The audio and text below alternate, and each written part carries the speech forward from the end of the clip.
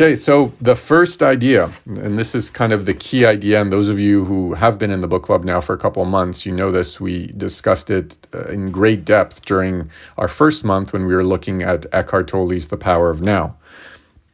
But it's such an important concept, it's definitely bears repeating. And it's why he begins the book with it, this idea of the voice inside your head. So the big questions when it comes to the voice inside the head is, why does it narrate, right? Why is it that if I can look at something, I can look out my window and I see everything instantaneously, I know everything that I'm looking at? Why then do I need to narrate it for myself? Something that takes much longer, right? For you to look out your window and to start to narrate what you're seeing takes a bunch of time. Whereas just the first look, the first glimpse, in 1 second, you've already taken it all in. Your mind already knows everything that you see. And so the question becomes, why do we have to narrate it, right? Why does my mind consistently, constantly narrate everything that happens? It narrates everything I see. It narrates everything I feel. It narrates even its own thoughts. It's, thinking about its thinking, right? Narrating about its thinking, or arguing with itself. And that's the other core question, is when you're arguing with yourself, when you're arguing, I should do that, but I don't really want to, but really I should do it, but I don't feel like it, right? Who are you actually arguing with, right? Those are the two questions he asks. What is the point of the narration, and who's the voice arguing with, right? Which one are you? And the answer, spoiler alert, is neither of them. You're neither of those voices when you're arguing with yourself. That's just the mind doing mind things. So let's read a little bit here and get deeper into that.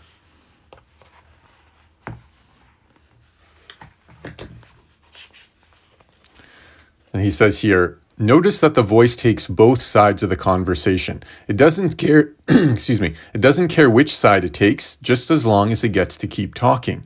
When you're tired and trying to sleep, it's the voice inside your head that says, what am I doing? I can't go to sleep yet. I forgot to call Fred. I remember in the car, but I didn't call. If I don't call now, oh wait, it's too late. I shouldn't call him now. I don't even know why I thought about it, et cetera, right? No wonder you can't sleep. Why do you even tolerate that voice talking to you all the time?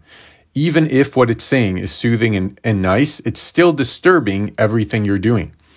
If you spend some time observing this mental voice, the first thing you will notice is that it never shuts up. When left to its own, it just talks. Imagine if you were to see someone walking around constantly talking to himself. You'd think he was strange. You'd wonder if he's the one who's talking and he's the one who's listening. He obviously knows what's going to be said before he says it. So what's the point? The same is true for the voice inside your head. Why is it talking? It's you who's talking, and it's you who's listening. And when the voice argues with itself, who is it arguing with? Who could possibly win? It gets very confusing. And he gives some more examples of that. Then he says, if you pay attention, these mental patterns will become obvious to you. It's actually a shocking realization when you first notice that your mind is constantly talking. You might even try and yell at it in a feeble attempt to shut it up, but then you realize that's the voice yelling at the voice.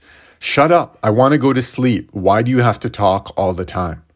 Obviously, you can't shut it up that way. And so this idea of if it was a friend, he speaks about this later in the book, that if this voice, if you put it inside a body, rather than listening to it inside your head, imagine you could take that voice out and put it in its own body and then have it sitting next to you on the couch. What would it seem like to you, right? You'd have this person sitting on the couch talking nonstop, literally nonstop, 24/7, every single day of your life, right? We call this, in chapter 2, we'll look at it, it's called the inner roommate.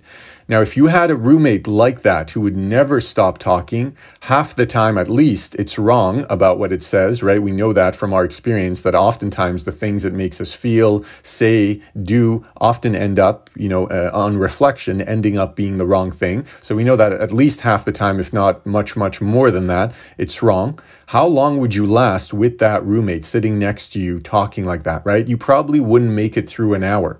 right? Within a day, you would already be planning on how to kick them out or how to move yourself out. But yet when it's within our own mind, we just accept it as the normal state of things.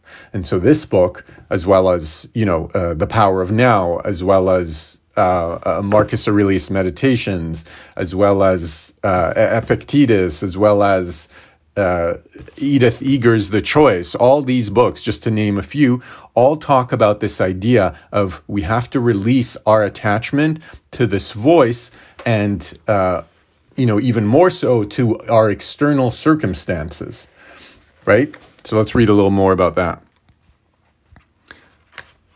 Obviously, you can't shut it up that way. The best way to free yourself from this incessant chatter is to step back and view it objectively. Just view the voice as a vocalizing mechanism that is capable of making it appear like someone is in there talking to you. Don't think about it, just notice it. No matter what the voice is saying, it's all the same. And that's an important idea, right? It's not that this voice is right, this voice is wrong. I feel more attached to this voice versus the other. None of them are you, and they're all the same, right? The voice is an entity, and you, all the voices, I should say, whatever you hear, whatever side of the argument you hear, all those voices are one entity, and that entity is not you. You are a separate one than it. It doesn't matter if it's saying nice things or mean things, worldly things or spiritual things. It doesn't matter because it's still just a voice talking inside your head. In fact, the only way to get your distance from this voice is to stop differentiating what it's saying. Stop feeling that one thing it says is you and the other thing it says is not you. If you're hearing it talk, it's obviously not you. You are the one who hears it. You are the one who notices that it's talking. And that's the best way to think about it for yourself is if I hear it talking, that means that thing is not me. Right? And we know this because if those thoughts go away, you are still you. If your thoughts or your feelings, your emotions, if the ones that you're currently experiencing, if the ones you're currently listening to within your own head, if they go away, which they always do, right? Everything is transient, nothing lasts forever. They're quickly replaced by new thoughts, new emotions, new feelings. When they do, you, the one observing them, is still there. He talks about this later in the book that when you looked into the mirror when you were 5 years old, and when you look into the mirror today, the core you is still the same. Your thoughts are different, your face is different, your emotions are different, but doesn't it, when you sink into it, doesn't it feel like the same you still there? And so that must mean that all those things are not you. And so then the bigger question, which is kind of what this book is all about, then who am I, right? And we'll look at that in a little bit. You do hear it when it talks, don't you? Make it say hello right now. So everybody, make your mind say hello right now. Can you hear it? Can you hear your mind saying hello? Say it over and over a few times. Now shout it inside, right? A funny concept, but can you hear shouting, right? It's not just that the voice, but you can actually control the level of it's not sound, whatever it is. You can make it be louder or quieter. Hear it say hello in a whisper. Now make it shout. And now ask yourself, who's doing that, right? And if I can control it, how can it be me? Can you hear yourself saying hello inside? Of course you can. There is a voice talking, and there is you who notices the voice talking. The problem is that it's easy to notice the voice saying hello, but it's difficult to see that no matter what the voice says, it's still just a voice talking and you listening. There's absolutely nothing that voice can say that is more you than anything else it says. Another idea that I mentioned earlier, another key idea to stress, right? It doesn't matter what it's saying, it's all one thing, and that one thing is not you. Suppose you were looking at 3 objects, a flower pot, a photograph, and a book, and were then asked, which of these objects is you? Thank you, Miranda. You'd say none of them. I'm the one who's looking at what you're putting in front of me. It doesn't matter what you put in front of me. It's always going to be me looking at it. You see, it's an act of a subject perceiving various objects. This is also true of hearing the voice inside. It doesn't make a difference what it's saying. You are the one who is aware of it. As long as you think that one thing it's saying is you, but the other thing it's saying is not you, you've lost your objectivity. You may want to think of yourself as the part that says the nice things, but that's still the voice talking. You may like what it says, but it's not you. And now kind of the key idea, I think, in my opinion, from this chapter, although I might, I think I can safely say that, there is nothing more important to true growth than realizing you are not the voice of the mind. Again, nothing more important to true growth than realizing you are not the voice of the mind. You are the one who hears it. If you don't understand this, you will try and figure out which of the many things the voice says is really you. People go through so many changes in the name of trying to find myself. They want to discover which of these voices, which of these aspects of their personality is who they really are. The answer is simple. None of them. Wow, I love that. If you watch it objectively, you will come to see that much of what the voice says is meaningless. Most of the talking is just a waste of time and energy. The truth is that most of life will unfold in accordance with forces far outside your control, regardless of what your mind says about it. Let's move down here. If you spend your time hoping that it doesn't rain tomorrow, you are wasting your time. Your thoughts don't change the rain. You will someday come to see that there's no use for that incessant internal chatter, and there's no reason to constantly attempt to figure everything out. Eventually, you will see that the real cause of problems is not life itself. It's the commotion that mind makes about life that really causes the problems. And that's another great thing to ask yourself. Why do I say, I hope it doesn't rain tomorrow, right? Why do I waste the mental energy?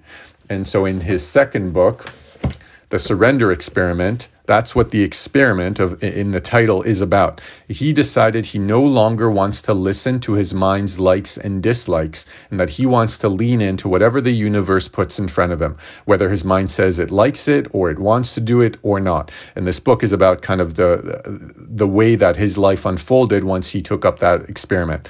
And one of my favorite books of all time, now we say, I can't wait for the Hollywood movie because it reads like one. And so the next time your mind starts with the likes and the dislikes, right? I want to do this. I don't want to do it. I like it. Oh, I don't feel like reading. Oh, I don't want to do the dishes. I wish it was sunny outside, right? All the millions and millions and millions of things that it says to us constantly throughout our lives. Take a moment, step back, ask yourself, who is saying that? And what happens if I don't listen? Right? When it says, I don't want to work out today, I'm too tired, what happens when you just go and you just do 2 minutes of a workout? What happens to that voice? What if every day you made it a point to do something that it says it doesn't like, as long as that thing is a positive thing for you in your life, right? Whatever it is, working out is a good example. What if I just did, every time I heard my mind saying, I don't want to do it, I don't feel like doing it, I'm too tired, I then went, and even if it was just a minute, 2 minutes, 5 minutes, some little amount of time just to prove to the voice that it doesn't matter what it says, I'm the one in control, not it, right? What would happen to that voice over, the span of a couple of weeks, a couple of months, if you practice this every day? This is the question we want to be asking ourselves as we go forward through this book and books like Atomic Habits. I would get a lot done. True, a lot more, definitely. In some cases, the mental voice talks for the same reason that a tea kettle whistles. That is, there's buildup of energy inside that needs to be released.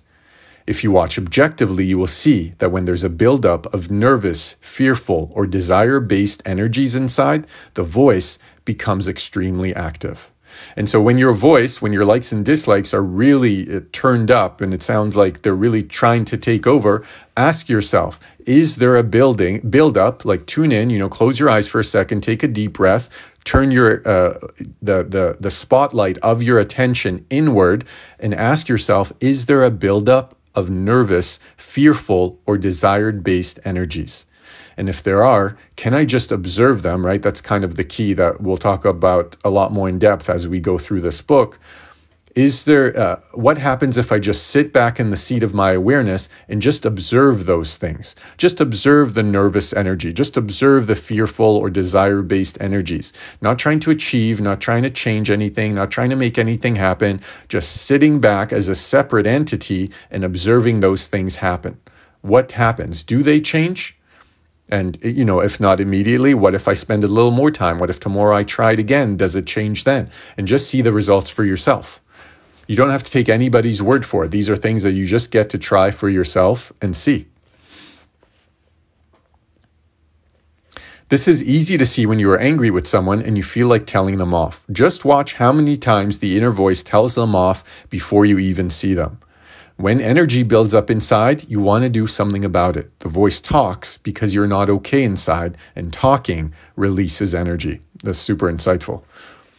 You will notice, however, that even when you're not particularly bothered by something, it still talks. When you're walking down the street, it says things like, "Look at that dog, it's a Labrador. Hey, there's another dog in that car. He looks like my first dog, Shadow. Whoa, there's an old Oldsmobile. It's got Alaska plates. You don't see many of those down here." It is actually narrating the world for you. But why do you need this? That's the key question. Why do we need this?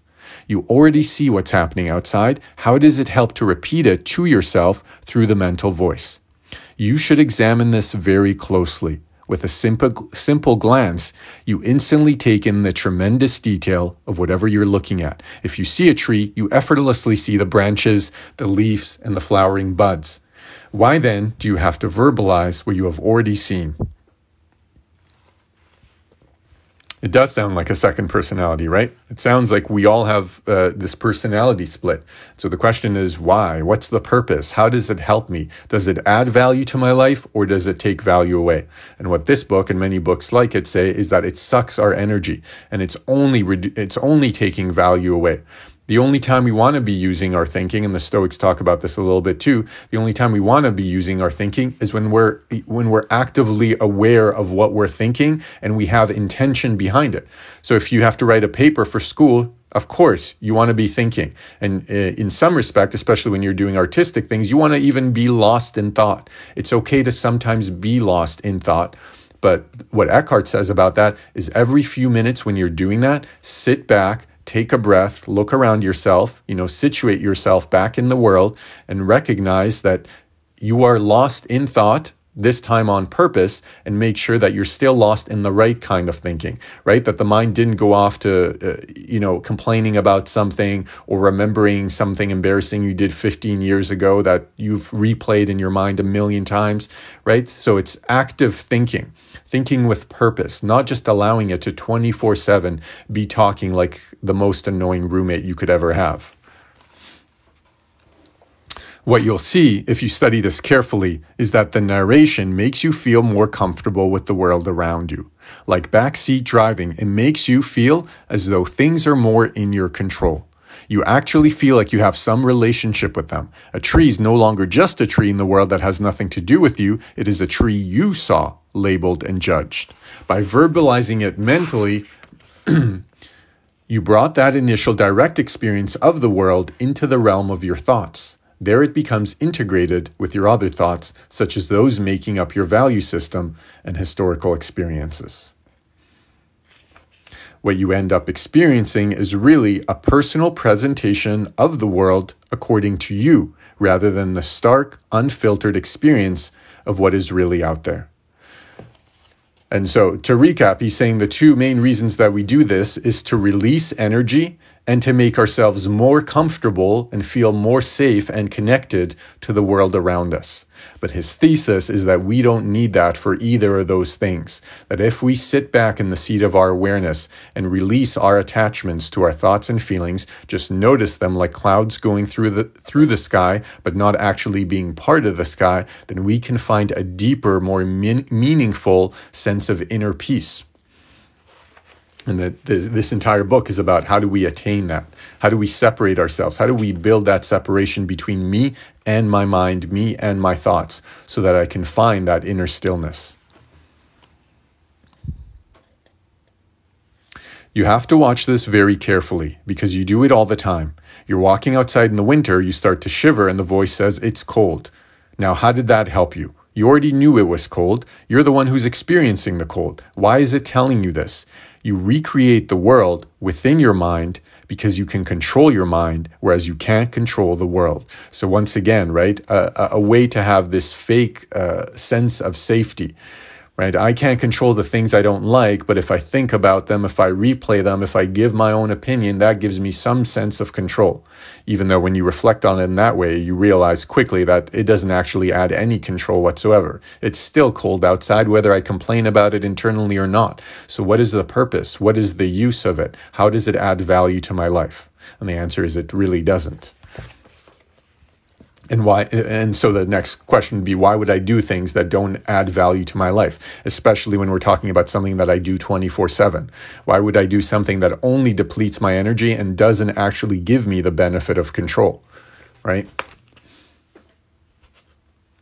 That is why you mentally talk about it. If you can't get the world the way you like it, you internally verbalize it, judge it, complain about it, and then decide what to do about it. This makes you feel more empowered.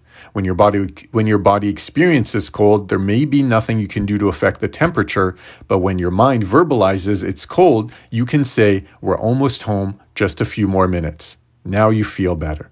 In the thought world, there's always something you can do to control the experience. Wow.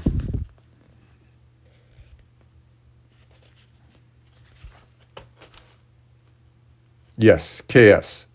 So that's what I was talking about with, thoughtful thinking, purposeful thinking. If you're sitting at home and you think it's cold, so that serves a purpose because you can then turn on the heat, you can put on, a hoodie, whatever it is. But if you're walking home and there's nothing you can do in the moment, what purpose does it serve? And he's telling us right here, the purpose that it serves is that you can make yourself feel better by saying, oh, we're almost home, don't worry. It's like you're self-soothing, right? Like you're a parent to a child who's complaining and saying, don't worry, we'll be home soon. Right? But in the rest of this book, he talks about how we don't need that. If you just separate from the mind, if you sit back and just become aware of your thoughts, you'll realize that everything is okay, that you can find acceptance for everything. When you're cold, that's just a sensation. Your body is cold. You are not cold, right? The deeper inner you is the same all the time, whether it's cold or hot. Right? It's those likes and dislikes. And those things really just make us more miserable. They don't do anything to make us happier, which is ultimately the goal, isn't it? To find contentment, to find stillness, to find some measure of joy and happiness.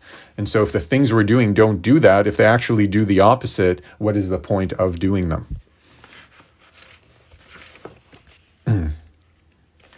Okay.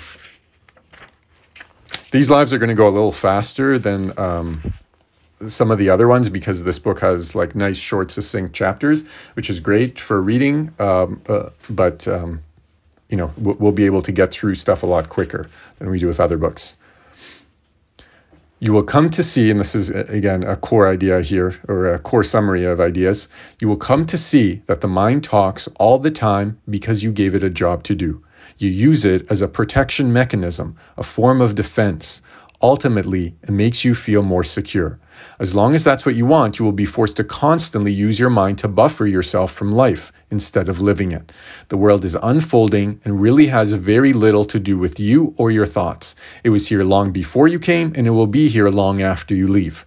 In the name of attempting to hold the world together, you're really just trying to hold yourself together. Once again, that fake security. Right? If I complain, if I talk about it, I can self-soothe. When in reality, you don't need that soothing. If you can separate from the mind, you can find that stillness where that soothing doesn't need to happen because you've accepted whatever your life situation is. That doesn't mean you can't act to influence it, to change things you don't like, but you accept that this moment is as this moment, and you proceed from there instead of resisting it. True personal growth is about transcending the part of you that is not okay and needs protection. Wow, what a powerful line. One more time. True personal growth is about transcending the part of you that is not okay and needs protection, meaning that you can get to a place, according at least to Michael Singer, you can get to a place where you no longer need protection, where no matter what happens to you in life, you will be okay. And we see extreme examples of this from books like The Choice and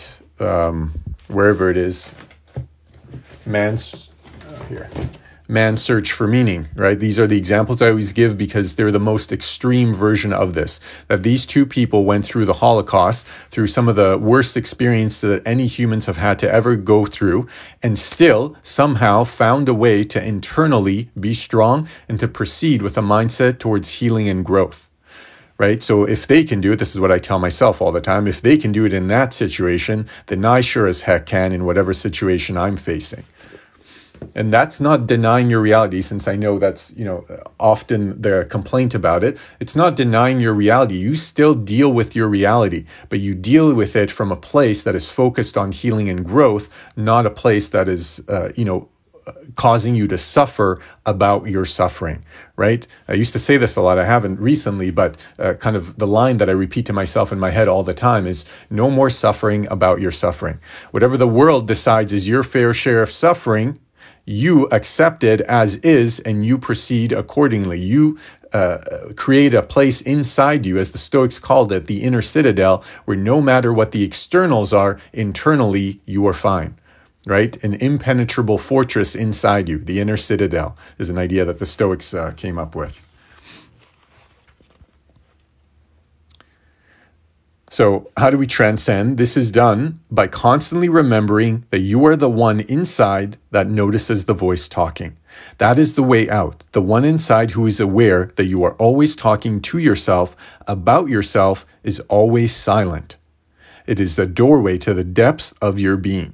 To be aware that you are watching the voice talk is to stand on the threshold of a fantastic inner journey.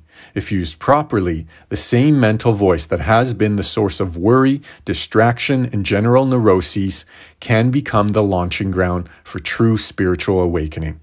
Come to know the one who watches the voice, and you will come to know one of the great mysteries of creation. Wow. Time heals all wounds, do you believe? No, we looked at that in, what was it, The Power of Now? Where he says time doesn't necessarily heal, it's what you do with it.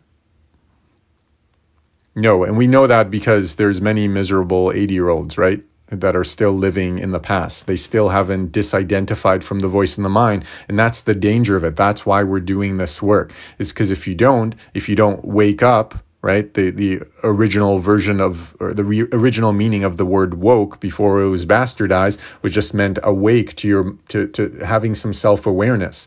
If you don't develop that, if you're never taught that, if it never comes into your awareness, then you spend your entire life living in the past, living in the misery, living in your traumas, right? You don't have the ability to separate, to recognize that I can exist separate from my thoughts. And so no, I don't believe that time heals all wounds. Is it the false self? Yes, definitely. That's what we're talking about, the false self. And again, we know that it's the false self because when things change, the one who's in there, is still us, right? Whether the person you looked at when you were 5 years old and the person you look at in the mirror when you were 5 and the person you look at 50 is still the same person inside. There's just all these other layers that were put on top of it.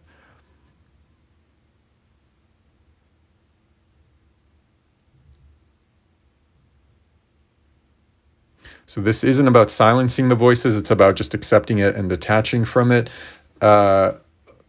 Maybe not necessarily accepting it, but yes, building separation from it. I think silencing comes as a side effect of the process, but it isn't necessarily the goal. It's too difficult of a goal, for 99% of people, including myself, definitely. So it's not about not hearing voices anymore. It's about taking control, recognizing that just because the voice says something doesn't make it true. It doesn't mean I have to follow it. And you become the filter, right? That's how I've always thought about it ever since I first read The Power of Now, is that I have to become the filter of my thoughts. Like, just think of like a coffee filter, what it does, right? It prevents all the beans from coming into your drink and ruining it, right? And so that's what we have to be. That's what my deeper self has to be. It has to be the filter between my outside experiences and then my inner experience, and just allow that stuff that's going to serve me through. That's how I've always kind of looked at it in my mind.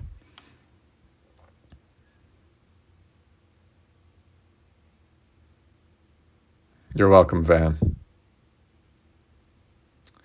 PST is Pacific time. So right now it's 10 to 1 12:50 p.m.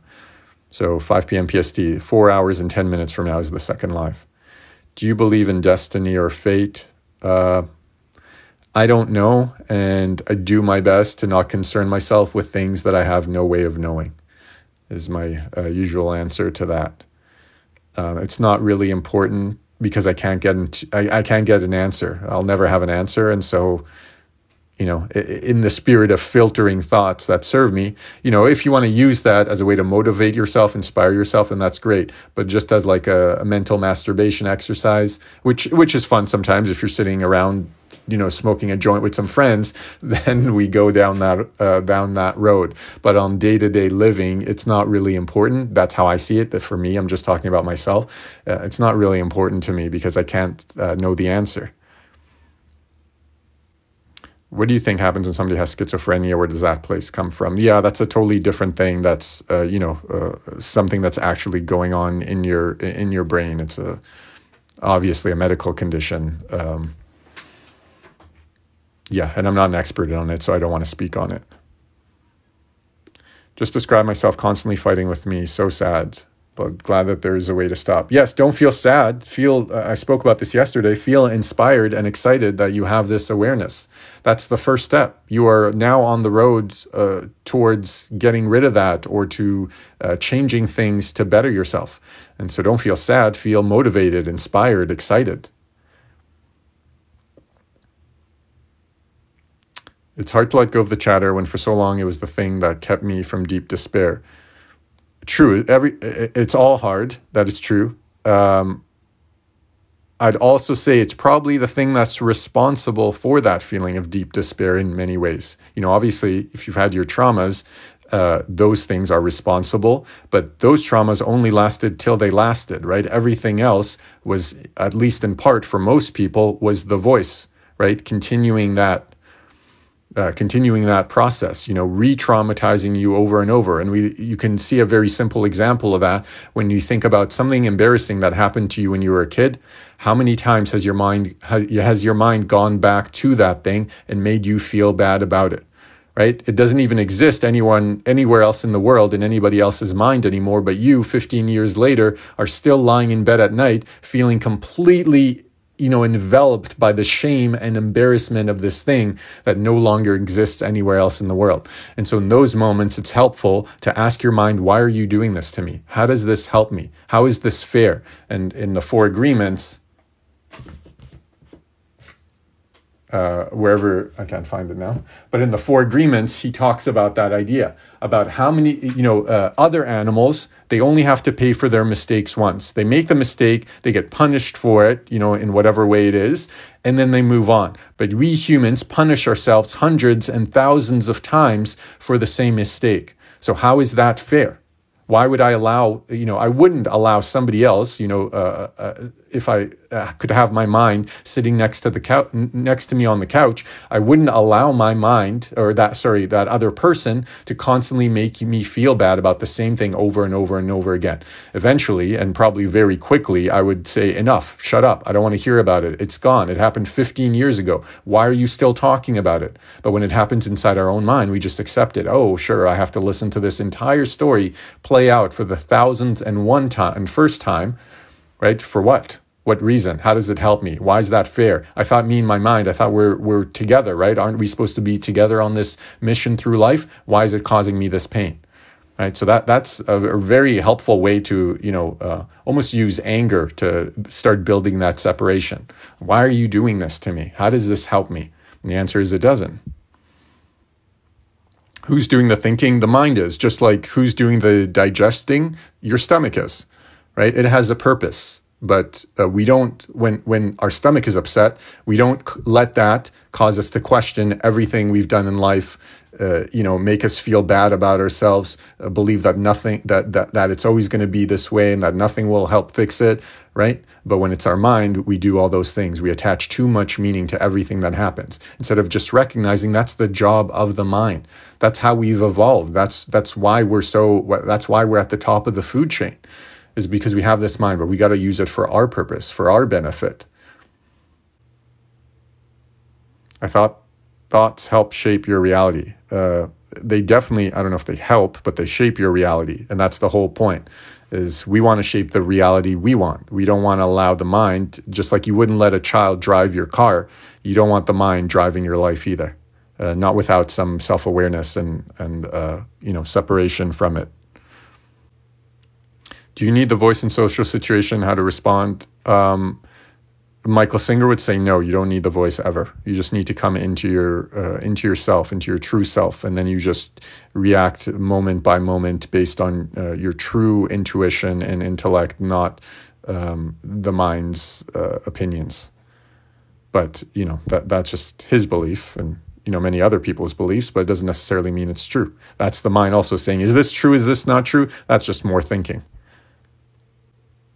How do you remind yourself to do that when in thought? The practice of meditation is the way you build that separation.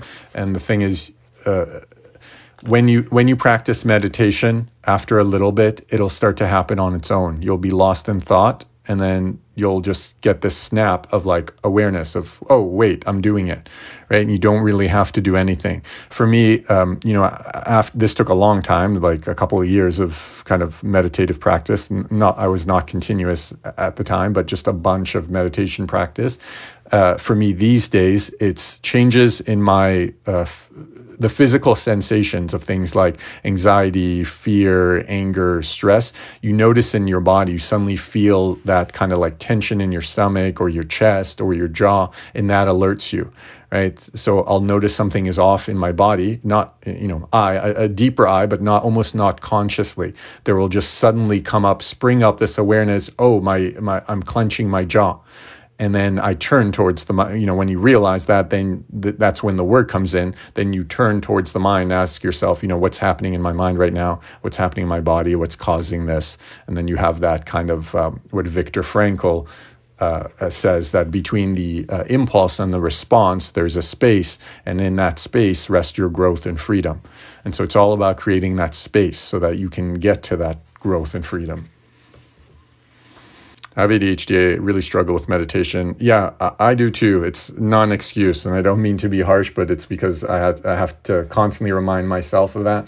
It's not an excuse. It's actually an additional reason you should be doing. It's more of a reason to do it, because you have this thing that causes a lack of attention or a struggle with attention. You need to train that muscle. Right? If you had a bad back, the doctor isn't going to say, don't use your back ever. He's going to say, strengthen your back, right? And so it's more of a reason to do it. Me too, ADHD. Also, any ideas about healing your nervous system? Yeah, meditate. Just to put it bluntly, meditate more. And begin by making the process easy for yourself, which we looked at all last month with Atomic Habits. Just do the quickest, easiest, simplest thing you can do. Meditate for 30 seconds a day. Set an alarm, meditate for 30 seconds every single day for the next 2 weeks. Don't worry about achieving anything, attaining anything, changing anything. Just sit down and observe your thoughts or observe your breathing. Don't do anything else or worry about anything else coming out of it. Just do that for the next 2 weeks, and then see if you can add, another 30 seconds, another minute, 2 minutes. And just progress for the next, let's say, 3 months without any goals. Not that I want to feel better, not that I want my ADHD to be better, not that I want to feel calmer, have less, none of it. That's not the goal of meditation. That's a side effect of meditation. For now, just focus on, can I build the habit of sitting down and paying attention to my breathing? Nothing else. My mind doesn't work for meditation. Yeah, that's a common thing. What I just said is how you need to think about it, Laura. The reason people say it doesn't work because they expect themselves to not have thoughts or to not get lost in thought. But that's not what meditation is. Meditation is that moment where you've been lost in thought for 10 minutes and suddenly you realize you've lost in thought. You've been lost in thought. That's 1 rep at the gym. You wouldn't go to the gym, do 3 reps and be like, this isn't working for me. I'm not stronger yet, right? You wouldn't do that. So don't do that with meditation either. You have to go to the gym for months, weeks, months, years in order to build up a muscle. It's the same with meditation. Don't try and achieve anything. Just sit down and do the reps. It works for everybody. So is being aware, recognizing in thought and being able to let it go? Yes. I mean, just being aware of the thought is awareness, obviously. The letting go is kind of like part 2 of the process. Even if you can't let it go, though, you can be aware. You can be aware that I'm not letting it go. Yeah, the one I'll release tonight to the book club with Lindsay Gibson is incredible. I just wanted to keep going, but I had to be mindful of her time. I kept telling her, I think I left it in the recording, where I told her I'd do this again tomorrow if you'd let me.